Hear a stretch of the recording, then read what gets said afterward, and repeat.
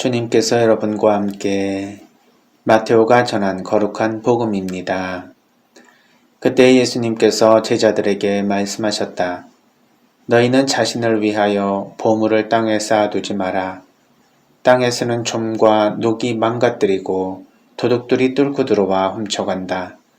그러므로 하늘에 보물을 쌓아라.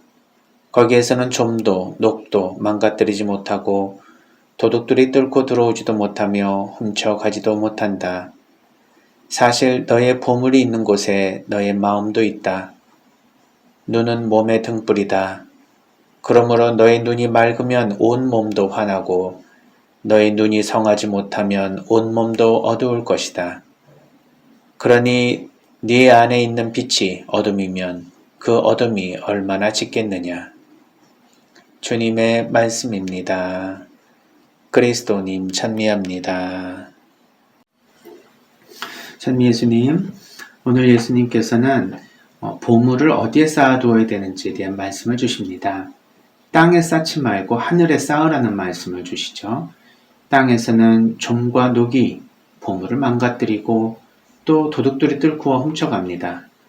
그러나 하늘에 보물을 쌓게 되면 좀이 있을 일도 없고 녹이 있을 일도 없고 도둑들이 뚫고 들어와 그 보물을 훔쳐가지도 못합니다.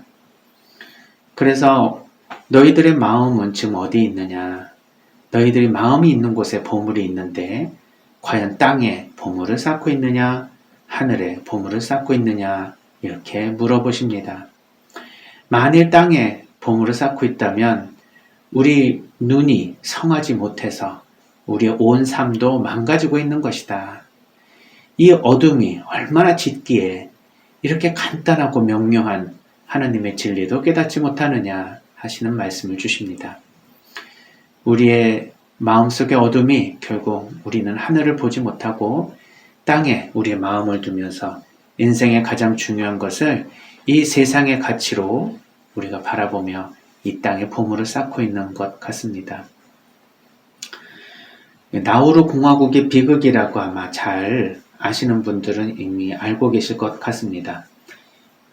나우루 공화국의 비극이라는 책이 있는데요. 릭 폴리에라는 분이 쓰셨고 우리나라에도 번역이 되어 있습니다. 자본주의 문명은 세계에서 가장 부유한 나라를 어떻게 파괴했나라는 부제로 나온 책인데요.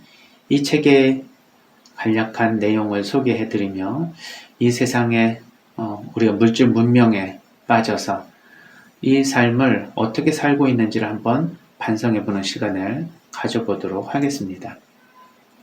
이 나우루 공화국은 남태평양에 위치한 미크로네시아라는 600여 개의 작은 섬나라로 이루어진 연방공화국 중에 한 섬나라입니다. 면적이 21제곱킬로미터의 아주 조그마한 공화국인데요. 한때는 1인당 국내 총생산량이 2만 달러에 육박했던 최고의 강국이었습니다. 강국이라고 하는 거는 좀 그렇겠네요. 돈이 일단은 많았다는 뜻이겠죠. 이 나라 국민들은 자가용 비행기를 타고 해외에 나가 쇼핑을 하는 사람들이었습니다.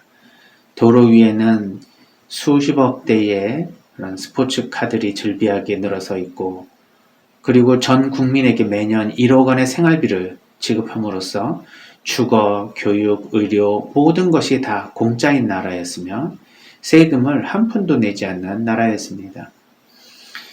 어떻게 이것이 가능했을까요?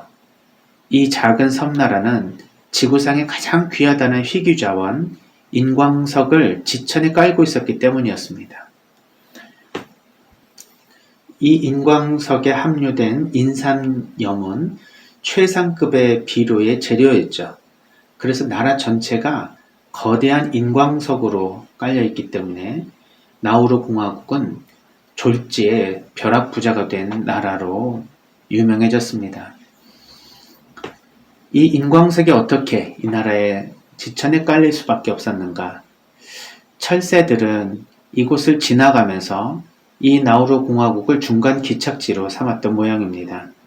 그래서 섬으로 날아가면서 중간에 잠깐 들렸던 이곳에 수만 년 동안 새들이 쌓은 그 똥이 산호충과 같이 섞이면서 인광석이 되었다고 합니다.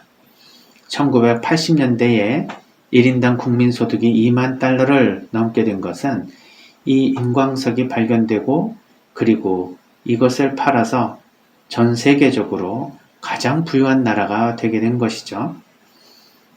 나우루 공화국은 이 희귀광석, 인광석으로 벌어들이는 막대한 돈을 국민에게 공평하게 분배하는 파격적인 정책을 시행합니다.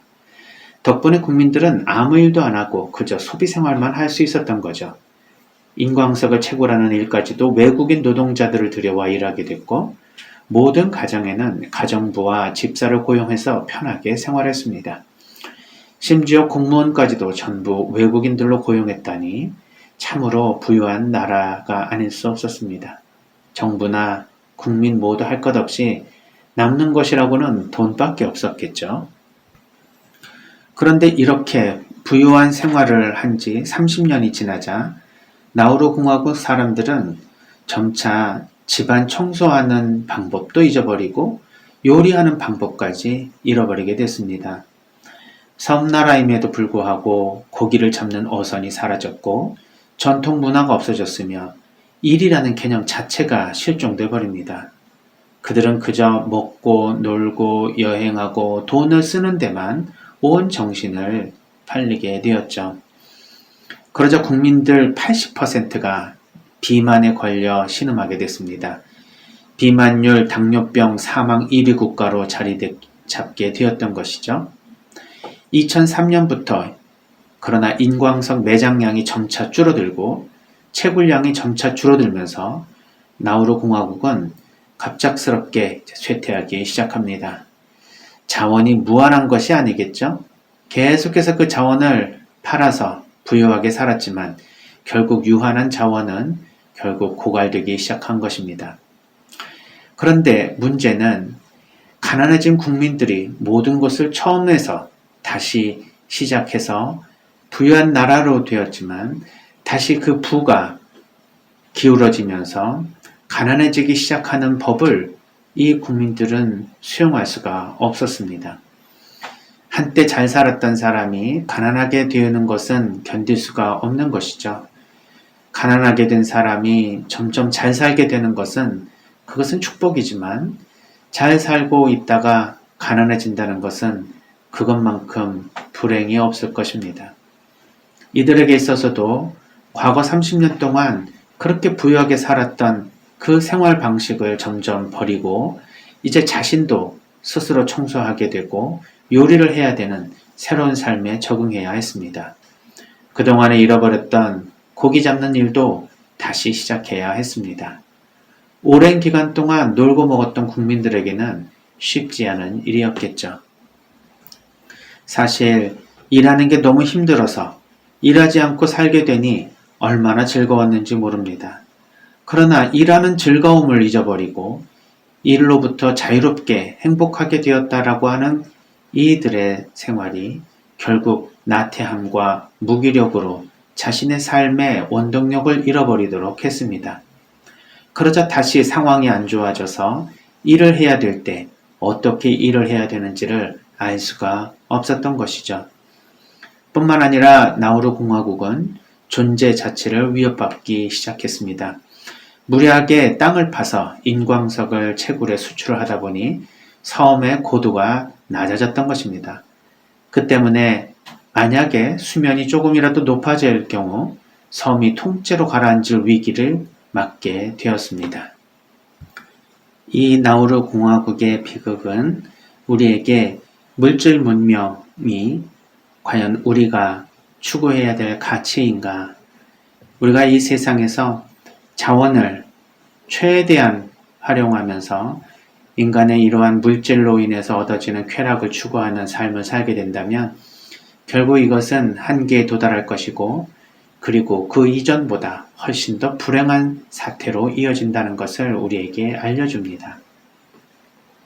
세상에 영원한 것은 없다는 진리가 이 물질적인 가치로 이 세상을 살아가는 사람들에게는 굉장히 중요하게 생각을 해야 되는 가치임에도 불구하고 우리는 오늘 복음 말씀에서 예수님께서 말씀해 주신 진정한 보화를 하늘에 쌓으라는 가르침을 늘 듣고 있으면서도 우리의 눈은 항상 이 세상을 바라보고 있는 어리석은 삶을 살고 있는 것 같습니다.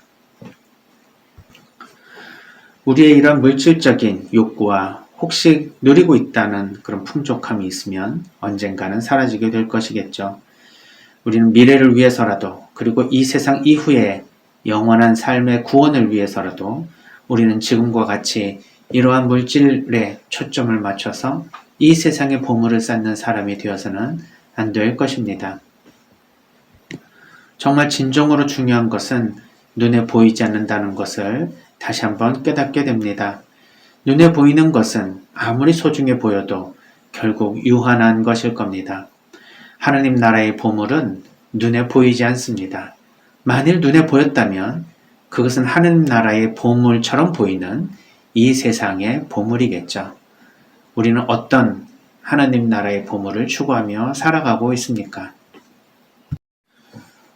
우리는 진정 눈으로 보이지 않는 것, 그리고 돈 주고도 살 수 없는 그런 하느님 나라의 소중한 가치들을 다시 한번 생각해 보게 됩니다.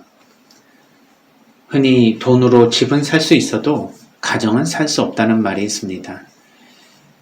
따라서 하느님 나라를 위해서 우리가 집에 투자하는 것이 아니라 우리 가정, 식구들과 얼마나 화목하고 사랑을 나누며 살아갈지에 대해서 더 많은 관심을 가져야 할 것입니다. 시계는 돈으로 살 수 있지만 시간은 돈으로 살 수 없습니다. 침대는 돈으로 살 수 있지만 편안한 잠은 돈으로 살 수 없습니다. 책은 살 수 있어도 지식은 살 수 없고, 의사는 살 수 있어도 건강은 살 수 없습니다. 돈으로 직위는 살 수 있어도 존경은 살 수 없고, 필은 살 수 있어도 생명은 살 수 없습니다. 돈으로 관계는 살 수 있어도 사랑은 살 수 없을 것입니다. 우리는 돈으로 무엇인가를 할 수 있다라는 생각에 늘 물질적인 가치를, 즉 이 세상에서 자신의 보물을 쌓으려고 합니다. 그러나 진정으로 하느님 나라에 들어가기 위한 가치는 눈에 보이지 않고 돈으로 살 수 없다는 것을 다시 한번 생각해 보게 됩니다. 진정으로 하느님 나라의 보물을 쌓기 위해 우리는 얼마나 이 세상 것들이 아닌 하느님의 가치를 추구하며 살아가는가, 얼마나 사람에게 관심이 많고, 그리고 이 세상의 정의와 평화와 무엇보다도 하느님의 사랑이 충만한 이 삶의 방식을 이루기 위해 노력하고 있는가 생각해 보게 됩니다. 하느님께서 보화를 하늘에 쌓으라고 말씀해 주시는 이 지혜를 매일매일의 삶에서 우리가 실천하게 되면 결국 우리는 이 세상에서 보이지는 않지만, 그러나 하느님 나라에서 영원히 없어지지 않을 천국의 보화를 누리게 될 것입니다. 오늘 하루도 비가 많이 오고 있습니다. 기분이 많이 울적할 수 있고 우울할 수 있지만 우리는 하느님 나라에 보이지 않는 재화를 쌓으며 기쁘게 오늘 하루도 웃으면서 생활했으면 좋겠습니다.